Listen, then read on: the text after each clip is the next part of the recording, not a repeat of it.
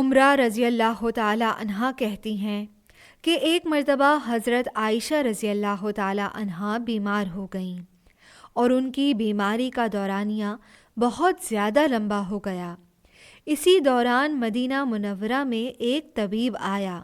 حضرت عائشہ رضی اللہ تعالی عنہا کے بھتیجے اس کے پاس گئے اور حضرت عائشہ رضی اللہ تعالی عنہا کی بیماری کے متعلق اس سے پوچھا۔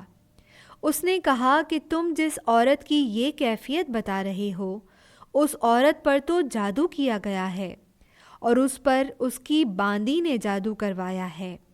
تحقیق پر اس باندی نے اقرار کر لیا کہ ہاں میں نے آپ پر سحر کروایا ہے۔ میں چاہتی تھی کہ آپ فوت ہوں تو میں آزاد ہو سکوں، کیونکہ حضرت عائشہ رضی اللہ تعالی عنہا نے اس باندی سے کہہ رکھا تھا کہ میرے مرنے کے بعد تم آزاد ہوگی۔